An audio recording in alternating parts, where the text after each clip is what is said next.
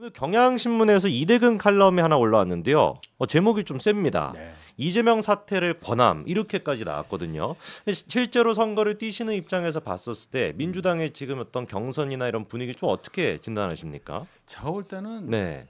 당을 유지할 생각을 갖고 이 총선에 임하느냐 이런 질문까지 하고 싶어요. 이재명 어. 대표. 그러니까 이재명 대표는 당 대표로서 이번 총선에 임하는 목표가 최다 의석수 확보가 아니고 네. 결국은 본인의 27년도 대선을 위한 포석이라고밖에 해석을 못하겠어요. 네. 왜냐하면 이렇게 경선해가지고 이렇게 공천하고 해가지고 의석수를 확보할 수 있을까요? 벌써 지지층부터 분열되고 오늘도 보면 임종석 전 의원에 대해서 아예 그냥 컷오프했으니까요. 아예 일고의 재고의 여지가 없게 만들어놨잖아요. 네네. 이 거의 그냥 선전포고 하는 건데 그렇게 되면 분열을 할 거고.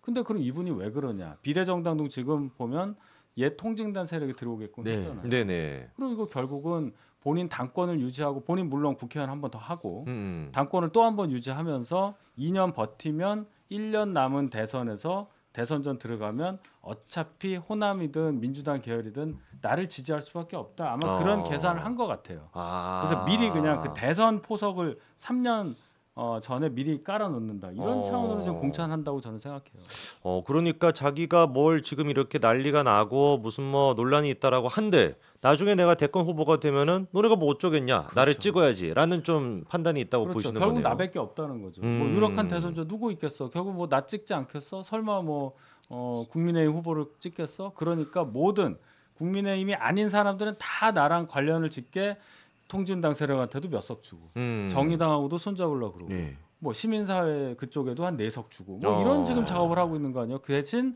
내 당권 가도에 도전을 할 수 있는 임종석 같은 사람 절대 등원하면 안 돼. 막아버리는 거 아니에요. 그렇죠. 그런 거죠.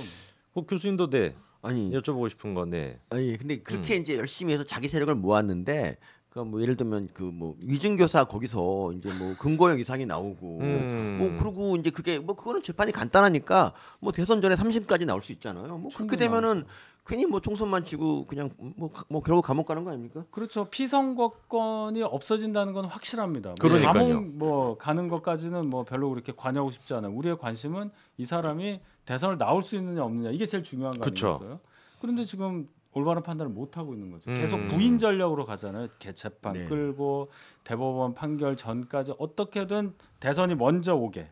그렇죠. 아마 그런 또 작동 원리를 습득을 했으니까 또 이제 그렇게 하려고 한다. 저는 그렇게 봐요.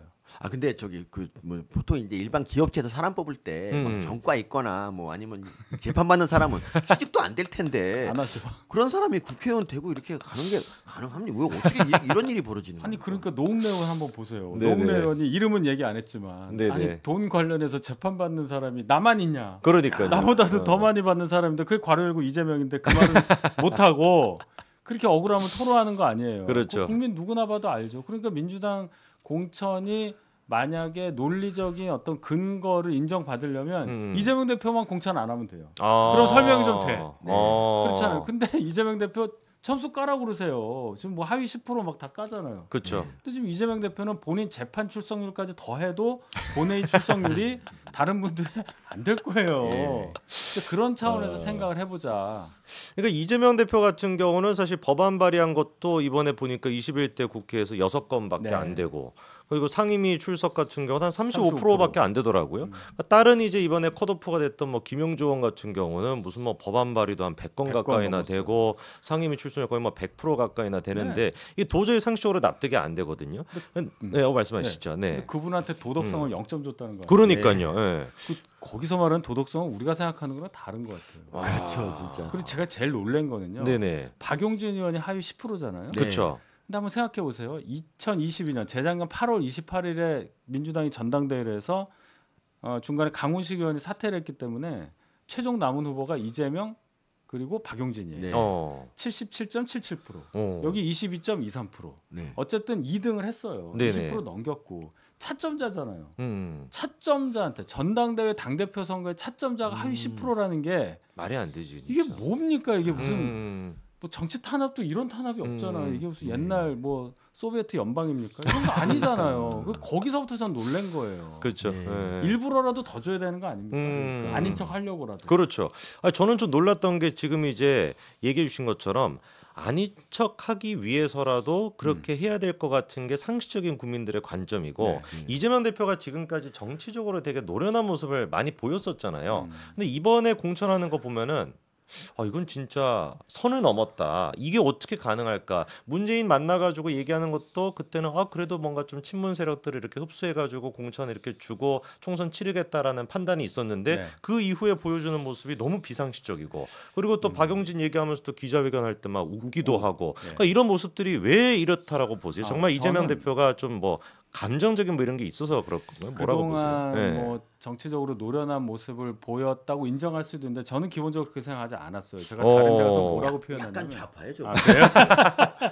저는 그냥 쉬운 말로 이게 성남 시장 출신이니까 그냥 네네. 성남 사또라고 그러는데 중앙 정치를 전혀 경험하지 않고 지방 정치만 경험한 상태에서 갑자기 대선 후보가 되고 당 대표가 됐잖아요. 그게 불과 2, 3년 사이 얘기예요. 그렇죠. 그러고 이 당이 제1야당인데 그냥 제1야당이 아니라 원내 절대감을 갖고 있는 엄청 제일 큰 당이란 말이에요. 이 당을 리드할 수 있고 이 당을 통솔할 수 있는 능력을 뭐 갖고 있는지 모르겠는데 잠재력은 네. 훈련을 못 받은 상태에서 그 자리를 가게 된 거라고 저는 생각해요. 훈련이 아예 안 돼 있다. 그러니까 지금 이 상황에서 여당과의 관계도 제대로 안 맺고 대통령과의 관계도 계속 만나자고만 하지 뭘 만나서 뭘 할지에 대해서도 계속 대선 2차전하는 것처럼 얘기를 하고 그쵸. 있죠. 네. 공천 작업도 보면 이렇게 거칠 수가 없잖아요. 네. 만약에 중앙 정치의 작동 원리를 알고 여의도 언어를 조금이라도 습득한 사람이라면 이렇게 당 운영 안 하죠. 그렇죠. 그러니까 결론은 훈련받지 못한 사람이 당 대표가 되고 대선 후보까지 거치면서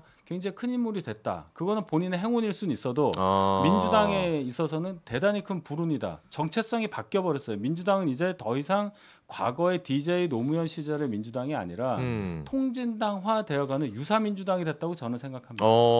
아예 그러니까 이재명 대표가 후보님 보시기에는 자기 옷에 안 맞는 옷을 지금 입고 있었던 거네. 몸에 안 맞는 옷을. 그렇죠. 본인 운명으로 보면 대단히 불행한 겁니다. 결국 따지고 보면. 제가 질문 하나 드리겠는데요. 네네. 민주당이 2012년에도 이제 통진당하고 손잡고 막 이제 연합공천하고 그러더니 폭망했거든요. 근데 이번에는 그보다 더 빨간 그런 분들이 막 이제 손잡고 뭘 하잖아요. 근데 이거가 지지율에 그렇게 좋을 것 같지 않은데 이렇게 하는 이유가 뭐예요? 도대체 왜 그런 거예요? 제가 말씀드렸듯이 그 대선을 계속 보는 거예요. 민주당이 2012년에 그렇게 공천한 다음에 결국은 대선을 졌어요. 그렇죠. 졌죠. 그리고 저희가 과반을 했습니다. 152석을 했었는데 이번에 이제 더 세게 한단 말이에요. 이걸 잘 보세요. 민주당의 이재명 대표의 뿌리가 뭐냐? 과거 민주당 대표를 했었던 분들의 뿌리가 예를 들어 지역 기반 호남이 있을 수 있고 DJ 노무현 뭐 하다부터 문재인 이런 분들하고 연관이 있어야 돼요. 근데 이분 전혀 없어요. 자세히 그렇죠. 없어요. 이분의 뿌리는요. 굳이 얘기하자면 성남을 중심으로 한 경기 동부연합입니다. 그렇죠. 경기 동부연합이 지금 뭡니까? 통진당의 뿌리예요. 그렇죠. 이석기 등등등 다 외대 용인 캠퍼스 중심으로 해서 나온 그쵸. 거. 지금 네. 양경수 민주노총 위원장 다 그쪽이란 말이에요. 그럼 지금 이재명 대표는 본인 DNA로 가는 거예요. 그래서 제가 아까 통진당스럽게 민주당이 유사민주당이 되어간다라고 말씀드린 거예요. 사실 애당초 이재명 대표가 성남시장이 될 때도 경기 동부연합이랑 또 그렇게 협조해가지고 하는 것도 있었고 후보 단일화하는 김미희, 과정에서도 그렇죠. 나중에 의원 됐던 성남 중원의 약사 출신 김미희 후보랑 단일화를 하면서 성남시장이 되는 거예요. 2010년에. 그렇죠. 거기서부터 시작이에요. 그러니까 후보님 보시기에는 지금의 이재명 대표 체제의 민주당은 어떻게 보면은 이재명이 원래 그냥 DNA대로 그렇게 네. 지금 민주당이 가고 있는 것이고 그렇죠. 그 결과는 사실 저희가 좀 예측해 볼 수 있을 것 같습니다. 지금까지 왔으면 오늘 고민정 의원 같은 경우도 최고위원직 사퇴를 했고 이런 지경까지 됐는데도 이재명 대표 입장에서는 별다른 지금 뭐 그런 게 없다 보니까 공천이나 이런 거는 쭉 그냥 갈 것 같아요, 그렇죠? 이 그냥 분위기대로. 가는 겁니다. 그냥 가요. 뭐 이럴 때 이제 당에 뭐 정청래 같은 측근들이 이제 뭐 나서서 중재라도 좀 하면 좋은데 전혀 그럴 뜻이 없더라고요. 생각해 보세요. 정청래 의원 요새 아무 말도 안 하죠. 그러니까요. 네, 속 들어가가지고. 정청래 의원은 그런 말을 할 수 있는 군번이 못 돼요. 운동권 세력에서 잘 보세요. 지금 함은경 우리 후보하고 붙잖아요. 네네. 함은경 후보는 82학번 그 전대협 이전 세대에서 거의 왕이에요. 그렇죠. 네. 미 문화원 점거 사건에서 네. 함은경만큼 유명한 사람이 없었습니다. 시간이 너무 많이 지나서 모르시는 분들이 많겠지만 정청래 의원은 과 대표예요. 과 대표. 과 대표 출신으로 간 거예요. 그러니까 그 계보상으로 있을 수가 없는 얘기고 네네네. 정청래 의원은 지금 본인이 사선하는 게 목표예요. 음. 그러니까 얘기 안 하죠. 그리고 측근이라는 거 아까 말씀하셨는데 성남시장 하면서 쭉 경기도지사까지 갔을 때 그 본인의 정무팀 그거 외에는 아마 안 믿고 있을 겁니다. 이재명 대표가 결국 정진상 뭐 김지호 이런 분들로 대표되는 건데 정진상 그분 이제 가택연금 돼 있어요. 뭐 대포폰을 쓴지를 몰라도 네. 통신도 안 됩니다. 외부하고. 그런 상황에서 누구 말을 듣겠어요. 그러니까 정무적 판단이 안 되는 거예요. 지난번에 잘 보시면 부산에서 피습당하고 서울에 헬기 타고 오는 그 과정에서도 정무적 판단이 그럴 수가 없는 말이 겁니다. 안 되죠. 네. 네. 그 왜 그러냐? 천준호 비서실장이고 했는데 그분들은 이재명 대표하고 그렇게 가깝다고 볼 수가 없는 거예요. 그러니까 정무적 판단 면에서도 결국 중앙 정치 당 대표, 제1야당 대표에 어울릴 만한 보좌를 못 받고 있다. 저는 그렇게 보는 거예요. 딱 사또급의 지금 이제 아니, 보좌를 진짜 받고 있다는 성남 말씀이시네요. 사또파라고 얘기를 하는 거예요. 아니 근데 지금 얘기해 주셨던 그 경기도 팀이라는 거에 대해 가지고 네. 안 그래도 이번에 공천을 주도했던 게 경기도 팀, 뭐 정진상이나 뭐 김현지 뭐 이런 사람들이 주도가 돼 가지고 한 거 아니냐라는 얘기가 민주당 내부에서 나왔었었고요. 네. 근데 이번에 또 서른 의원이 그런 얘기 하더라고요. 실체가 없다라고 이재명 측에서는 얘기를 하지만 있다. 구체적으로 분명히 있다. 내부에서 있었던 이야기다. 이렇게 구체적으로 또 얘기를 하시더라고요. 그 네. 문학진 전 의원이 최근에 했었던 얘기들 예. 한번 잘 보세요. 본인 네. 보고 이재명 대표가 전해서 이재명 대표가 경기도지사일 때 문학진 의원을 경기관광공사 사장인가 하여튼 그 산하기관 이사장으로 보냈던 그런 인연이 있어요. 그러면서 형님 동생하는 관계인데 형님이 꼴찌랍니다 이래버렸잖아요. 그쵸. 근데 문학진 의원이요 한겨레신문 기자 출신이에요. 나름 취재를 한 거예요. 내가 꼴찌라고? 그럼 당에서 어디서 그런 조사를 했는데 하고 사무총장 물어봤더니 그런 조사 한 적이 없다는 거예요. 거기서부터 들어간 거예요. 그랬더니 어디 해서 6개 지역에 당에서는 공식적으로 돌리지 않은 여론조사가 돌았다. 그걸 근거로 나보고 꼴찌라고 하니까 이거는 사천이다 이렇게 얘기한 거잖아요. 저도요 비슷한 전화를 받았어요. 강동 갑이잖아요 제가. 네네. 물론 진선미 의원이 지금 단수로 공천이 됐습니다. 며칠 네네. 전에. 근데 전화가 왔어요. 보니까 그 문제됐던 무슨 DNA, 리서치 DNA. 네. 거긴데 거기가 옛날 이름이 한국 인텔 리서치예요. 그렇죠. 한국 인텔 리서치로 전화가 왔어. 뭐라고 묻느냐? 자, 진선미 대 윤희석, 유사명 경찰 있죠? 유사명 대 윤희석. 나 김남희 변호사라고 있어요. 김은경 혁신이 대변인했던 변호사 있어요. 김남희 대 윤희석 이렇게 물어봐요. 그래서 제가 민주당 쪽 그래도 좀 아는 분들에게 이게 무슨 조사냐 했더니 모른다는 거예요. 아 자기들도. 그러니까 저도 유사 여론조사 받았습니다. 아. 저도 증언할 수 있어요. 실제로 전화를 받으셨고. 받았다니까요. 저는 저를 찍었죠. 깨알 같은 유머. 아니, 민주당 지지자라고 저를 찍었죠. 근데 딴 얘기 좀 해보겠는데요. 그러니까 네네. 우리가 이제 보통 강동 그러면 그래도 국민의힘 세력이 좀 무세하다 생각하는데 이 강동 갑은 어떻게 8년 동안 우리가 뺏겼었어요. 강동구 갑이 있고 을이 있는데 을은 조금 저희 쪽에 불리한 지역일 수가 있고요. 갑은 그동안 이부영 의원부터 해서 이부영 의원 3선, 김충환 의원 재선, 신동 의원 초선 6번을 계속 이겼어요. 물론 이부영 의원은 당적이 좀 바뀌긴 했지만 어쨌든 저희 당 간판으로 한 겁니다. 근데 이제 2016년에 국민의당이 나오면서 당시 비례를 하다가 지역구를 겨우 이렇게 갑자기 받은 진선미 의원한테 2.8%를 져요. 거기서 확 넘어간 거예요. 거기서 뭔가 선거 전략이나 이런 거에 미스가 있어서 정말 생각지도 않은 패배를 당한 이후에 4년 그렇게 갔죠. 2020년에 이제 저희가 미래통합당 되고 문재인 정부 시절에 코로나가 갑자기 오면서 저도 뭐 갑자기 이렇게 되고 하면서 또 3.8%를 져요. 똑같은 공천을 했어요. 여성 대 여성으로 하자 그래서 비슷한 진선미 50대 변호사, 이수희 50대 여성 변호사 둘이 딱 붙였는데 3.8%를 져요. 그래서 8년 동안 뺏겼던 겁니다. 첫 번째 같은 경우는 국민의당이라고 하는 또 변수가 있었고 두 번째는 근데 좀 저희가 생각해 봐야 되는 게 지금의 어떻게 보면은 공천 전략과 그때 패배했던 공천 전략이 좀 비슷하다라는 걸로 또 저희가 해석해 볼 수 있겠네요. 수가 있어요. 지금 상황이. 그래서 제가 참 답답한데 제 입장에서는 답답한데요. 어쨌든 확실한 차별점을 둬서 음. 이길 수 있는 후보가 누구냐는 것을 당원 20% 그리고 일반 저희 강동갑 주민 80%이 여론조사 경선인데 좀 합당한 평가가 나오기를 저는 바랍니다.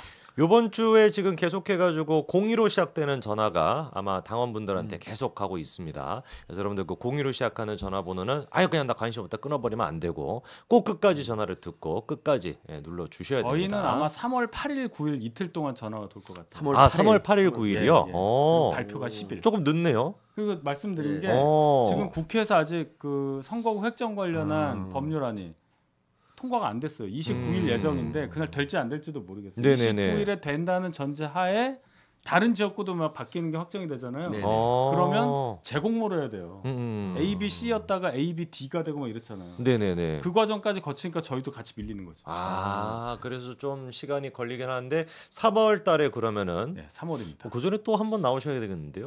불러주시면 언제든지 혹시 그 무조건 네네. 혹시 그 송파갑을 위한 뭐 공약 같은 것도 있으시죠? 강동갑. 강동갑을 위한 아, 고향. 네. 강동갑이요. 네. 강동갑이요. 네. 이런 특징이 있어요. 신축 아파트도 있고 구축 아파트도 있고 아주 옛날 가옥도 있고 1인 가옥도 있고 연립주택도 있고 오피스텔도 많고 다 섞여 있어요. 그러면서 분출하는 욕구가 많은데 제일 중요한 거 일단 먼니다. 강동구가 서울의 가장 동쪽 끝이잖아요. 그렇죠, 네. 그렇죠, 그래서 그렇죠. 뭐 대중교통 이런 게 굉장히 불편해요. 아. 그래서 그 부분에 있어서 저는 그냥 구호가 앉아서 출근하는 강동구를 만들어 드리겠다. 급행 버스를 도심까지 하는 걸 만들든지 이 버스 총량제로 묶여 있거든요. 네. 지하철 증차하는 것도 문제가 있지만 지하철은 한계가 있어요. 네. 이 가는 길이 하나밖에 없으니까 뭐라도 그것을 해결해 드리겠다는 거 하나. 그다음에 재건축, 리모델링 이런 수요가 굉장히 많습니다. 리모델링만 하더라도 송파구에 이어서 두 번째로 조합수가 많은데 네. 한 3만 명 되는 6,500세대가 관련돼 있는데 리모델링 관련해서는 재건축처럼 그렇게 법규가 정치하게 돼 있지 않아서 네네. 이거 추진하려는 분들이 굉장히 어려움이 많더라고요. 어. 제가 그거 어떻게든 해결 빨리 될 수 있도록 노력하겠다. 이 말씀 두 가지 먼저 드리겠습니다. 교통 문제랑 리모델링 문제를 일단 가장 핵심적으로 그렇습니다. 해결하시겠다라는 말씀이시네요. 강동이 뉴스에도 요즘 좀 많이 나오고 그 교통 문제 때문에 네. 굉장히 좀 힘들어하시는 분들 많은 것 같은데 제 주변 지인들도 강동 사시면서 가까운도 굉장히 좀 멀어가지고 서울이랑 이게 좀 그 문제를 좀 해결해 주시는 게 제일 네. 좀 시급할 것 같습니다.